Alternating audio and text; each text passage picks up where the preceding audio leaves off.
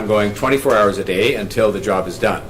600 road plows, 200 salt trucks, 360 sidewalk plows are out, and people can see the progress being made and check their streets at the plow.to map, plow.to map, which can be found at toronto.ca/plowto. The city has completed multiple rounds of plowing and salting overnight on expressways, major roads, and is starting to tackle local roads. Across the entire road network, the city has completed a combined 11 rounds of plowing on expressways and 14 rounds on major roads. And plowing is continuing on local roads as well. Crews continue to clear the snow from all public sidewalks, bus stops, pedestrian crossovers, bike lanes, and multi-use trails. My latest update from the transportation staff confirmed that every road is being serviced again today. And the goal is to have a second round of plowing done on local roads today. Crews are experiencing challenges due to abandoned or parked cars. All staff and plows are out today and on the job, and we will continue to provide updates as plowing continues. As we announced yesterday, we will be deploying snow removal teams, something we only do in exceptional snow circumstances, starting with major roads once plowing operations have been substantially completed. To help with the snow removal operations, the city did declare a major snowstorm condition. Snow clearing and plowing operations have been continuous, and snow removal will be underway as soon as it can be. This was a big storm with a large amount of snow, big storm in historical context, so it is going to take a big cleanup effort, and that's going to take some time, but the cleanup is well underway. I want to thank residents for their patience, and I want to thank our crews as well, but I want to thank the residents in particular for their patience as this job gets done and all the work that was done by all the people who have been working 24 hours a day. I would ask Torontonians for their continued cooperation in following the stricter parking rules during the snow storm condition, and I would also request the cooperation of City of Toronto residents in staying off the roads as much as possible and being considerate with the location of their cars on the streets. Our efforts to help residents get vaccinated against COVID-19 are also continuing non-stop. Team Toronto has now administered third doses of COVID-19 vaccine to more than 1.2 million people.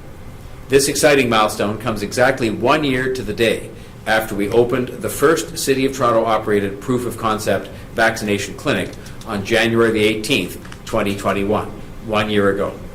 Just a year from that opening, Team Toronto has now administered a first dose of COVID-19 vaccine to 89.9% of eligible Torontonians aged 12 and older, with 87% having received 2 doses.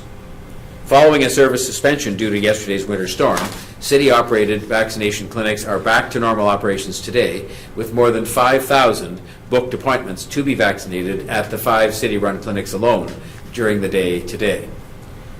As schools across the city return to in-class learning, likely tomorrow, after a couple of unanticipated snow days, our work to support the schools reopening and help kids get vaccinated will continue as well. More than 133,000 doses have been administered to residents between the ages of 5 and 11, thanks to our plan. In less than 2 months, approximately 51% of Toronto residents in this age group have received at least 1 dose, and 14% of kids have 2 doses. Toronto Public Health is continuing to work with healthcare partners and school boards to provide as many vaccination opportunities as possible for residents 5 to 11 years old and their families across the city, but with a special emphasis on areas that show under-vaccination rates that we are monitoring each and every day. Hundreds of school-based clinics have been held to help kids and families get vaccinated, and that work will be increasing over the coming weeks to support the province and school boards as they work to keep in-class learning on track. There are approximately 42 school-based clinics scheduled for the next few weeks as Toronto Public Health continues to increase its capacity to provide vaccinations for this age group.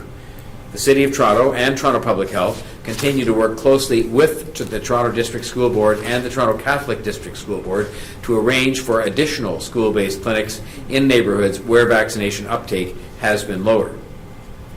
Our CafeTO team has worked with the school boards so that they can reach out directly to families and the school community to share information about upcoming clinics. It's another example of how we are working well together, in this case with the school boards, to help people get vaccinated and to help us all to get through this pandemic and, of course, to keep the schools open safely. Our CafeTO campaign is also continuing to help parents and caregivers of 5 to 11-year-olds get information about vaccinations through telephone town halls. In partnership with the Hospital for Sick Children, the city hosted 2 virtual town halls in December, and more than 101,000 residents tuned in to the town halls with medical professionals from Toronto Public Health and sick kids. In addition, more than 400,000 phone calls were made to residents, connecting them to vaccination and booking information. Public health nurses also provided approximately 143 vaccine promotion sessions for parents and guardians of students between the ages of 5 and 11 years of age prior to the increase in cases due to the Omicron variant. This morning, appointments opened up for Team Toronto's next mega vaccination event, Vax the Northwest, coming up this weekend.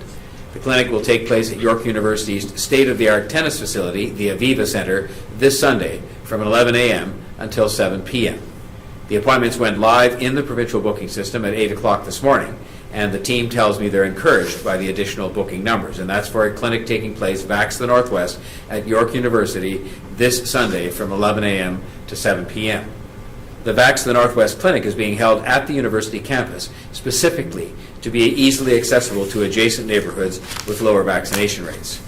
Team Toronto is doing everything that it possibly can to reach these Northwest Toronto communities.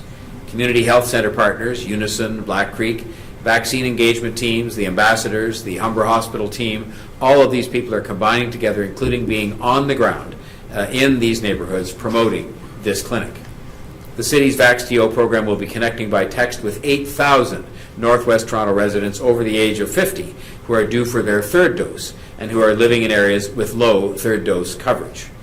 CafeTO will also be sending out broadcast voice messages with general clinic information to 30,000 people living in the area of the CafeTO clinic, which once again is at York University this Sunday from 11 a.m. until 7 p.m.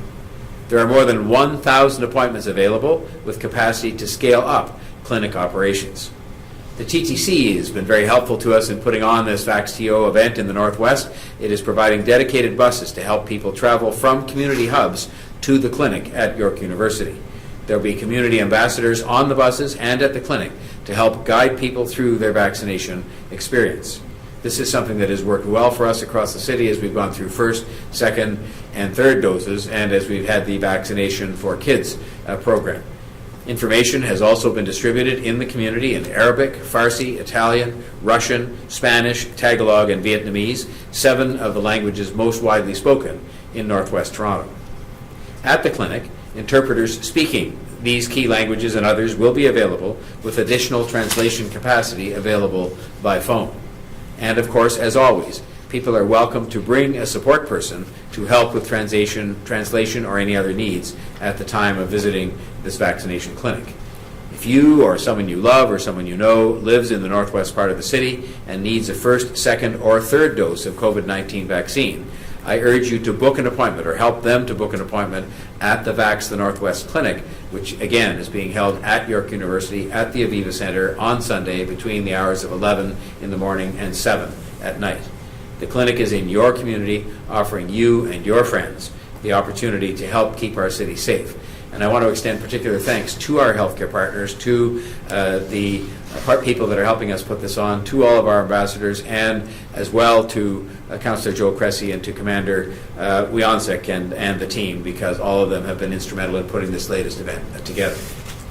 We're also working to help support child care centres.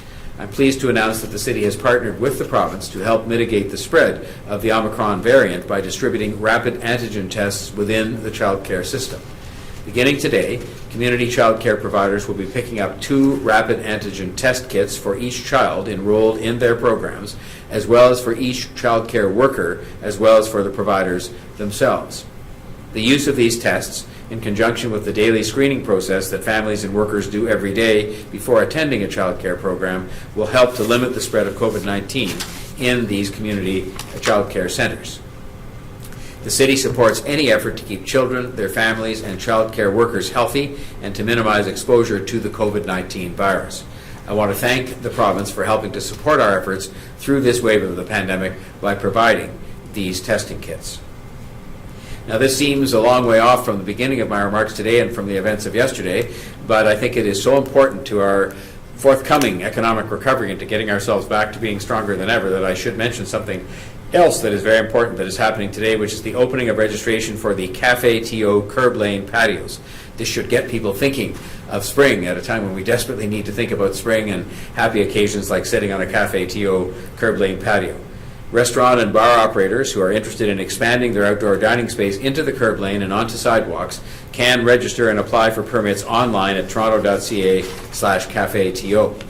Now in its third year, CafeTO is a program that provides hundreds of restaurant and bar operators in Toronto with the opportunity to expand their outdoor dining space through sidewalk cafes and curb lane cafes, infusing vibrancy along Toronto streets and in neighborhoods. As I said earlier on in analyzing the impact of the program, it also changed the look and the feel of the city for the better, as well as serving a vital economic need for some of our restaurateurs.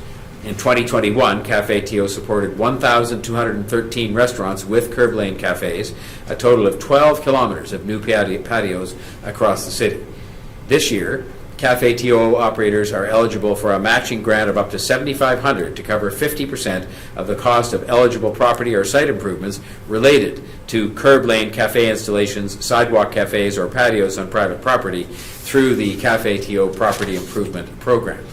I'm proud to have championed this pandemic program and to have led City Council in making it a permanent program for the city last fall. It has changed the quality of life in the city for the better and will continue to do so going forward. Again this year, Council has waived all application, transfer, and permit fees to make it as easy as possible for people who have been struggling to get back on their feet and to take advantage of this program. There is a new streamlined and online permit application process, and businesses will only need to apply once for year-round expanded sidewalk cafes. Businesses can submit application documents and complete payment in one convenient online system. Approved CafeTO curb lane locations will be installed in time for the May long weekend, but I will be pushing, as was the case last year, weather permitting, for that work to start even earlier if that's possible. CafeTO also supports restaurant and bar operators to expand outdoor dining opportunities on private property, and this has been particularly relevant to our friends that live outside of the downtown core. The city has enacted temporary bylaws to permit larger outdoor patios than would otherwise be permitted and to ease some other restrictions, recognizing in particular the economic benefits at a time when we're trying to get the city to be recovered as strongly as possible and stronger than ever. City staff have worked closely with the Toronto Association of Business Improvement Areas and local restaurant and bar operators, as well as accessibility stakeholders and others, to continually improve the CafeTO program. I know this program helps restaurants and bars, and I know that they need that help now more than ever. And so I want to take this opportunity to encourage people to order takeout and delivery from restaurants right now, long before we get the CafeTO up and running for another year. You can help now by continuing to shop local, take out local, eat local, and support these restaurants that are struggling. And I look forward to seeing CafeTO up and running again this spring. In conclusion, I hope that today's update, while it's covered a number of different subjects, has provided a comprehensive update on our ongoing work, yes, first and foremost to help people get vaccinated, especially our kids, our ongoing work to support schools and child care centers to make sure they can remain open safely, our ongoing work to clean up from the major winter storm, and the ongoing work to support our restaurants and prepare for a spring and summer that we hope will be much more vibrant and will be part of that recovery that is going to see us become stronger than ever. We will get through this pandemic. We know that spring always follows winter, which means we will get through cleaning up from and dealing with this storm and with winter generally, and we will come back stronger than ever thanks to all this work. And again, I want to extend my particular thanks to all of the people who served us as a community yesterday, ranging from transit operators to first responders to people operating snowplows to transportation services people. There are many, many, many people that have helped to deal with something that was an event that's not entirely unexpected, but this was an unusually big storm for our city, and I think that we are in the process now of making sure that we can come back stronger than ever from that if we get the work done that I've described to you this morning. On that note, I will ask Dr. Davila to offer her update for today.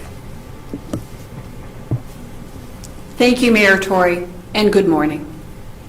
Today, I want to provide a situational update in relation to COVID-19 and the Omicron variant.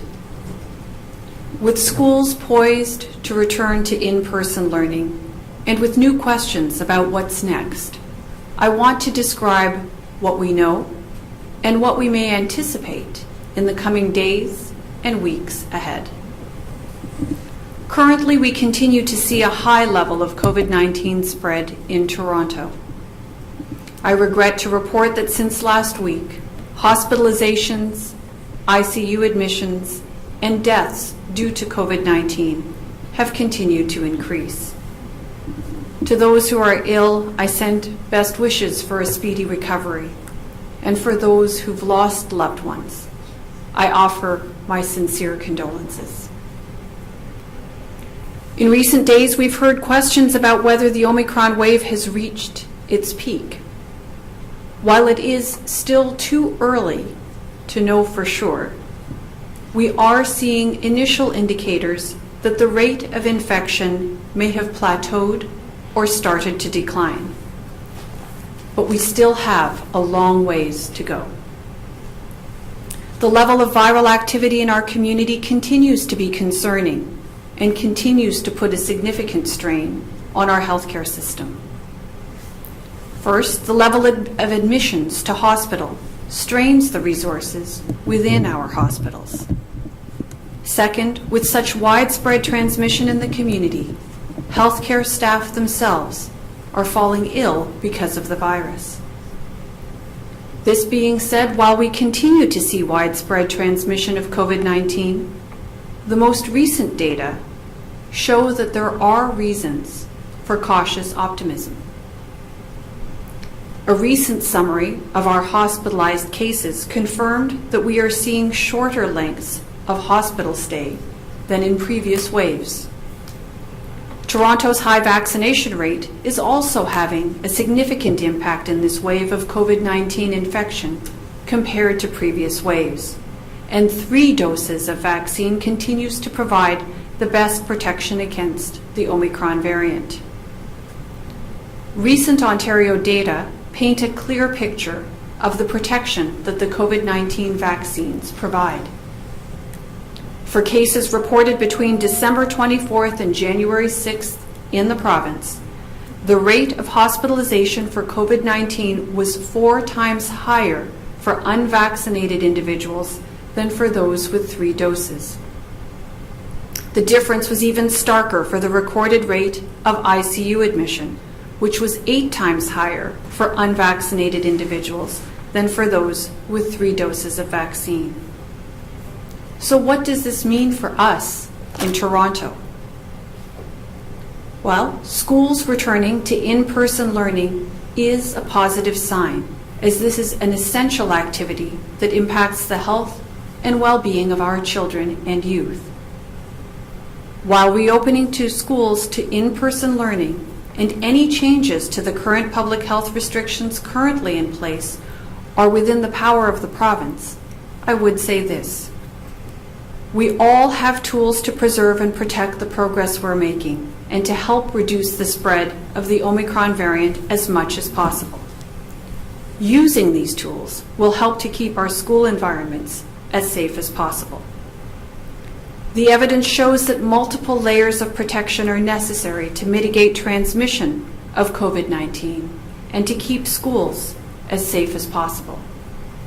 This includes vaccination, ventilation, filtration, daily COVID-19 screening for students and staff, using a well-fitting mask and physical distancing, amongst other measures. The science also suggests that increasing opportunities for people to interact with each other should be done with caution, especially as schools are just reopening. Ensuring the success of in-person learning for the rest of the school year relies on seeing solid evidence of an improving COVID-19 situation overall before introducing changes that are likely to lead to more in-person interaction. We've learned from our own experiences and from the experiences of other jurisdictions that going too quickly risks the progress that we have made, and in some cases has forced us to go back to more restrictions. We have seen and felt just how disruptive this is. Moving gradually allows time to assess the impact of changes that increase overall community activity and allows us to make informed decisions on next steps to stay in better control and protect the gains that we have made. I can compare this to the role of a physician when changing a patient's medications. If there's a change in a person's health and they are currently taking medications, doctors will slowly and methodically make adjustments and then evaluate the outcome. This is especially true with patients who are taking several different medications. There is a fine balance to maintain, with one change being made at a time, followed by a period of evaluation. A similar approach can be adopted as we think about our road ahead in the context of Omicron and public health measures. We are all looking forward to resuming activities that we have missed, and we need to do so slowly and with caution to protect the gains that we have made. A period of evaluation helps to ensure that the current combination of measures within our current context is effective. And as individuals, we each have a role to play as well. We must continue to do our very best to protect and care for ourselves and others by taking the steps that we know work. Getting vaccinated, reducing in-person contact, wearing a well-fitting, high-quality mask, practicing physical distancing, and staying home when we're sick. As the mayor just said, I know we all want to see the end of this pandemic. And while that day will come, until then, we must continue to do everything within our power to stay the course. I'll now turn it over to Chief Pegg to deliver his remarks for today. Thank you, Dr. Davila. Good morning. Before I provide my update today, I would also like to acknowledge that it was 1 year ago today that we opened the very first proof of concept COVID-19 vaccine clinic at the Metro Toronto Convention Centre. More than 2 months ahead of schedule, our COVID-19 immunization task force opened this clinic to coincide with the very first available vaccines provided to us by the province of Ontario. In opening and operating this initial proof of concept clinic, our team was also able to validate and finalize the COVID-19 mass immunization clinic playbook, which subsequently informed and enabled the setup and operation of COVID-19 vaccine clinics across the province. I would like to acknowledge and thank everyone who has been a part of this incredible effort, including our dedicated Team Toronto Vaccine Partner Network. What has been achieved through your hard and continuing work has literally been life-saving, and I thank you all. I would also like to thank everyone who worked so hard to manage and respond to the winter storm yesterday, as well as the ongoing snow clearing and cleanup operations. This is another example of Toronto's ability to respond to changing and demanding circumstances as they happen. Yesterday, we witnessed people helping one another and coming together to help those in need. Thank you for your continued patience and your never-ending willingness to help when it matters the most. As the snow clearing operations continue, each of our emergency services are directly connected with Transportation Services road operations managers via the Emergency Operations Center. This will ensure that our responding emergency services have direct and timely access to snow clearing support on city streets, where those services are required to facilitate the response of paramedic services, fire services, and Toronto Police Service vehicles and personnel. Yesterday, our emergency and essential services operated with an average unplanned absence rate of 13%. Between December 24th and January 17th, our emergency and essential services operated with an average unplanned absence rate of 12.3%. Our team continues to implement their mitigation plans effectively, thereby ensuring that these essential services continue to be delivered across the city. From a citywide perspective, yesterday, we operated with an average unplanned absence rate of 7.7% across all the city divisions.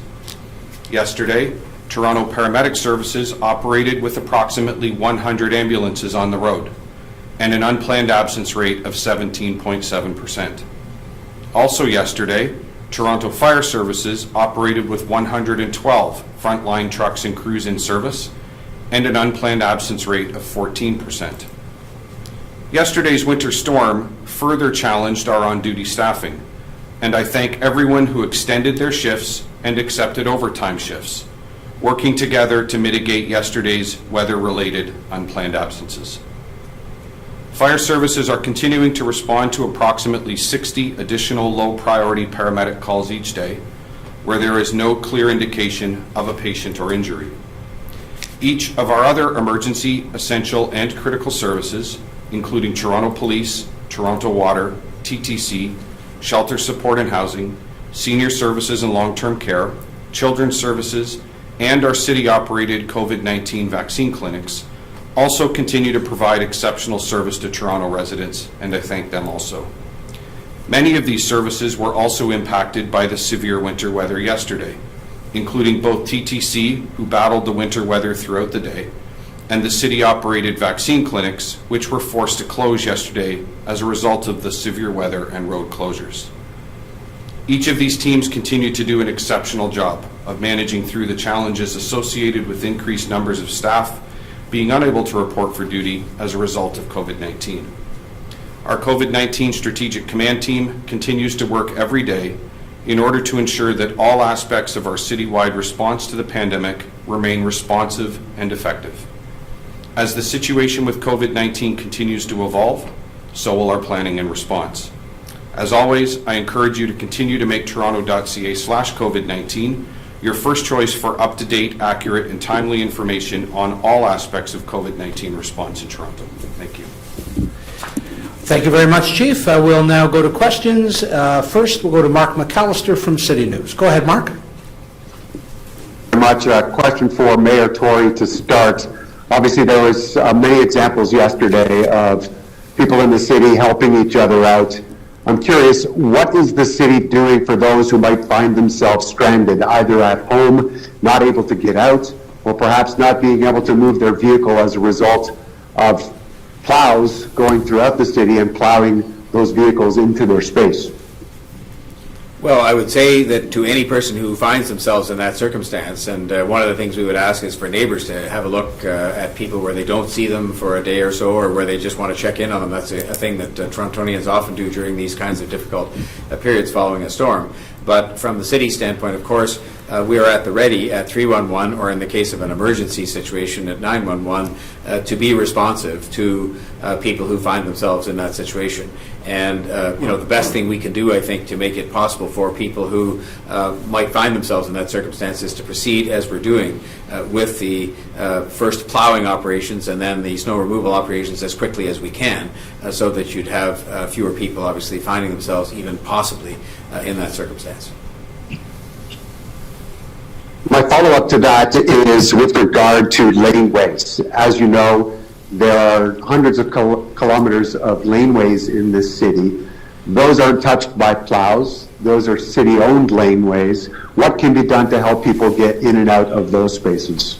I'm not sure if it's Vince that would be the best. Vince Ferrazzo, who, by the way, has done a superb job at sort of marshalling all the forces to deal with the plowing and the removal and all the things that go with this kind of a storm that might address the specific topic of laneways. And they're on the line, and maybe, Vince, if you could do that, or designate somebody who might.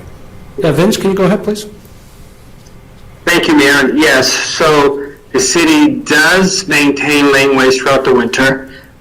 We first prioritize our expressways, major arterial roads, and local roads. But following that, we will begin attending to servicing the laneways. And we'll do so through a number of ways, by salting. But some of our equipment do have some blades or some plows that are attached to the front of the vehicle. So on those occasions, if the vehicle is able to navigate through the laneway, we'll be able to move the snow, but that will be the next road classification that we will be attending to after we hit all the roads and the sidewalks. Can I just add, Mark, to something I said in my remarks and to what's implied, I think, by Vince's comments? There is a priority order in which this simply has to be done, and it makes sense. I think people understand it as much as they may wish that their own road or even their own arterial road or something closer to them, a laneway in their neighborhood, should get done first. There's a priority order in which this will get done, in which it is getting done, and that I would thank people for the patience they've shown so far and ask for their continued patience as we have all hands on deck. As you heard, hundreds of trucks, hundreds of plows, hundreds of people getting this job done as quickly as possible, following a storm that's one of the biggest in recent history, and so it's going to be a bigger job to get it cleaned up. All right, thank you. We'll go next to David Ryder from the Toronto Star. Dave, go ahead, please. Hi, everybody. First question for whoever can answer it, and that's, this is the first winter where a lot of people who live in the central part of the city are supposed to have their sidewalks cleared by city plows, as suburban residents have had for decades. Can you give me an update on that? Is it fully rolled out? Yesterday I saw lots of people out in the downtown area shoveling their own sidewalks with no plows in sight. Where are we at on that?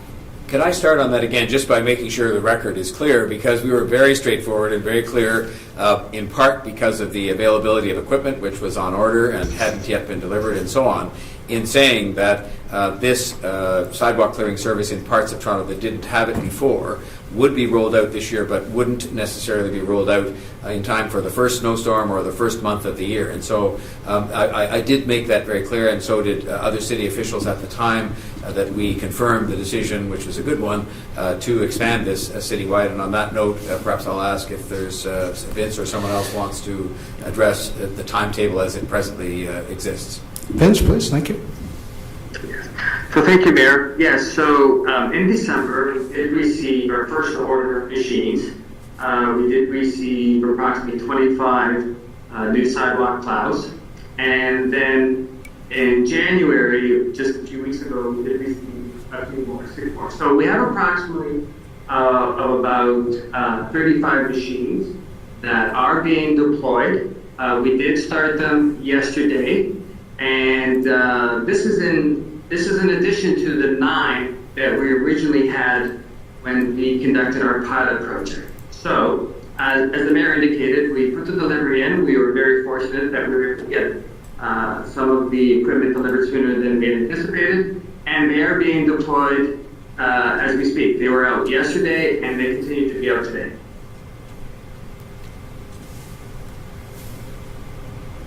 Okay. My follow-up, I think, is for Mayor Tory, and that's yesterday, while Premier Ford was out driving around talking to media and helping people, dig out of snowplow or snowdrifts rather. At Public Health, there was a fairly plaintive plea from Mr. Tanner, who I think is on the line now, talking about people overdosing in isolation hotels, and that the city desperately needs help from federal but especially provincial partners in money to help have more medical personnel, more supervision in those sites. Mayor Tory, have you had any updates from Premier Ford? Is there any chance that we're going to see more help for that? I haven't had a specific update from the province with respect to that help. I did happen to have a conversation. When I say happen to, I had a meeting this morning with Carolyn Bennett, who is the Minister of Mental Health and Addictions for the Government of Canada. And I'm certainly encouraged both by the fact that there was a commitment made during the recent election campaign to provide substantial additional resources in this area, and that I believe they're going to follow through with that in fairly short order, because I sense from my conversations with them there is a real recognition of the fact that this is a crisis. It was a crisis before now, in the sense that anytime you lose 500 people plus in the city of Toronto alone in the past year, that is indicative of something that requires more of our resources. But I have said repeatedly, and I've talked about this, as you know, and expressed grave concern about it directly to the Prime Minister, but also to the public. But I've said at the same time, this is part of the healthcare system. This is part of caring for people who have an illness or something that is affecting their lives in terms of a substance use issue. It is not a moral issue. It is not a legal issue. These are our fellow Torontonians who have these issues, and their families share those issues with them.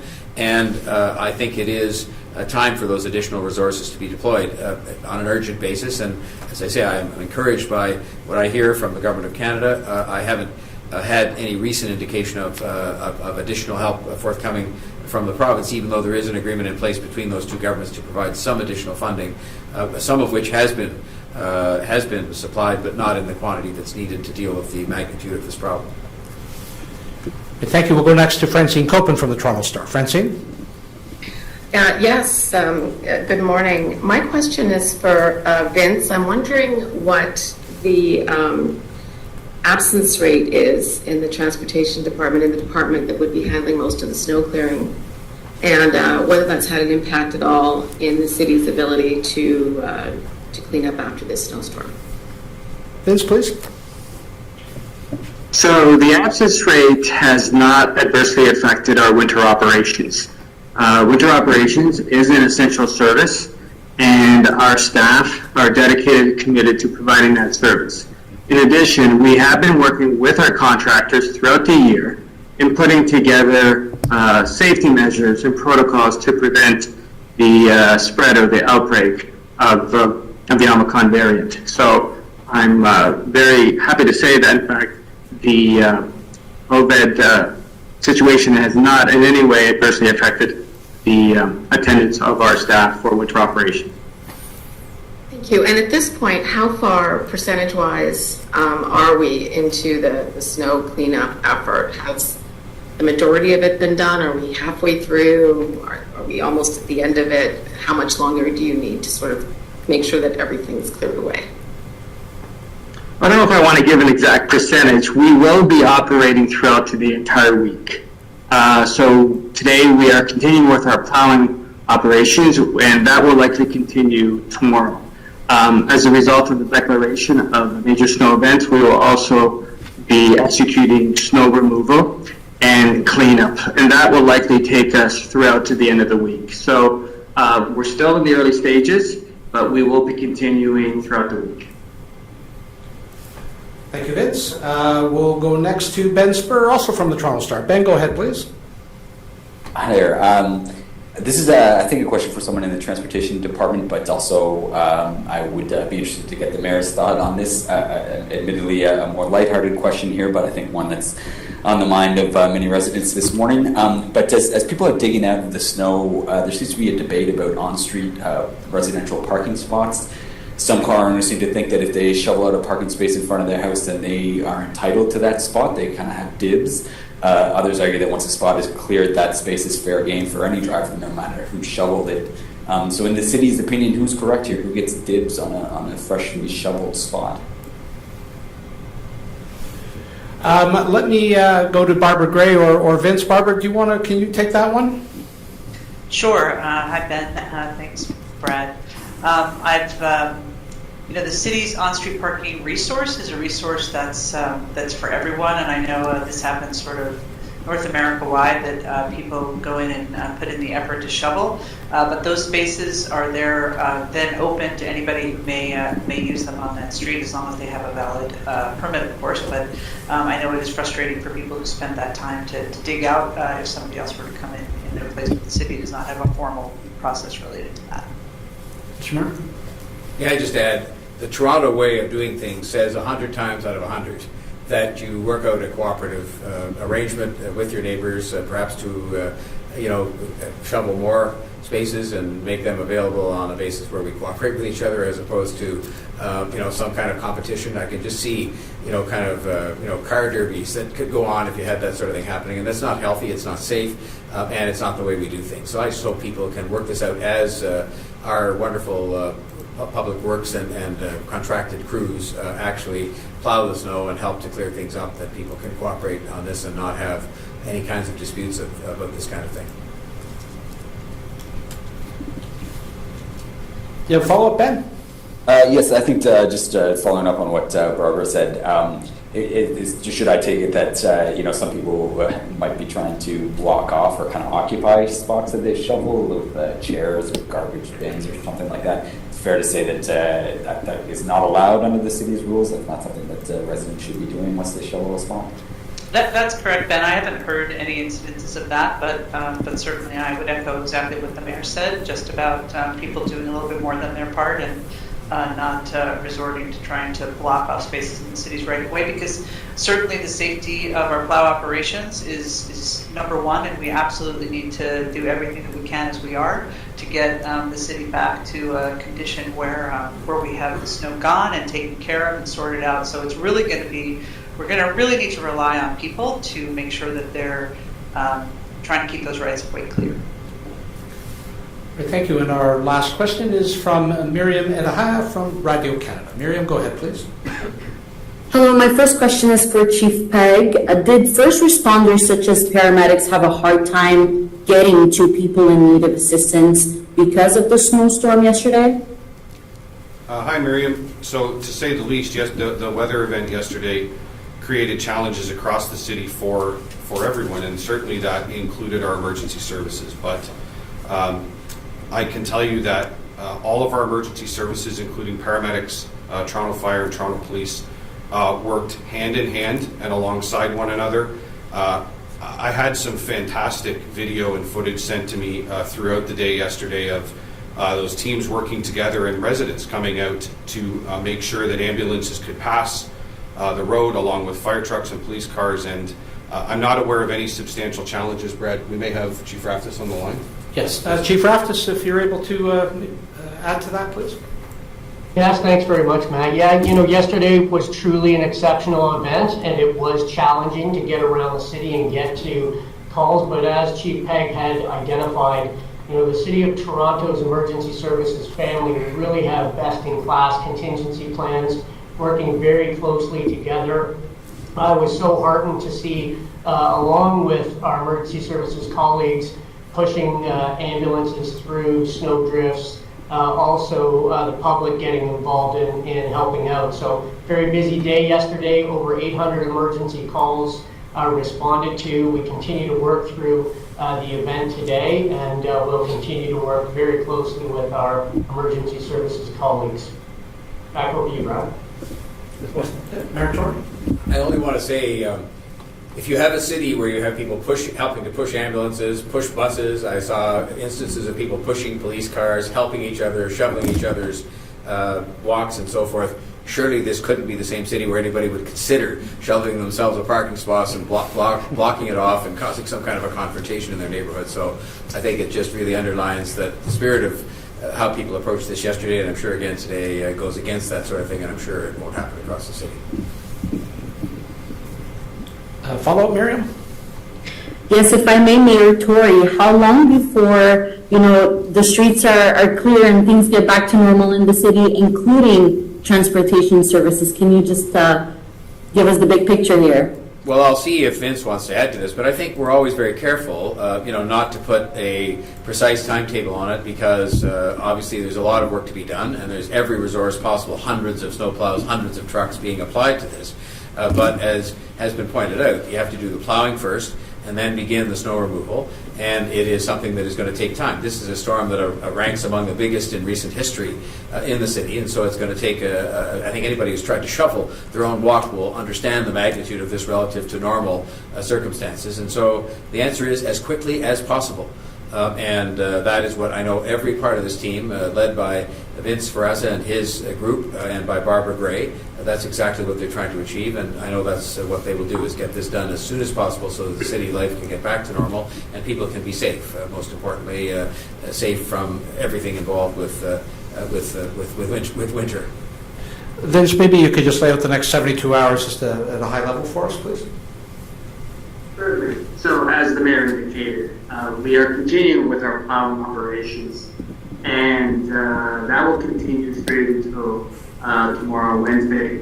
Following that, it's a cleanup effort that will involve the actual removing of snow, where snow is actually collected and transported off of the road allowance. And that will take a few days in of itself.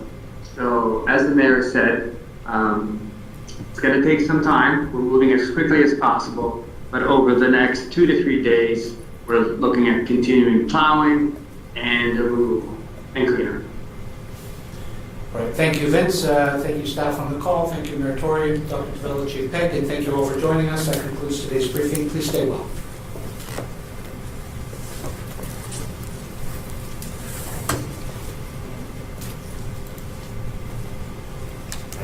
Thank you. Thank you. Thanks very much.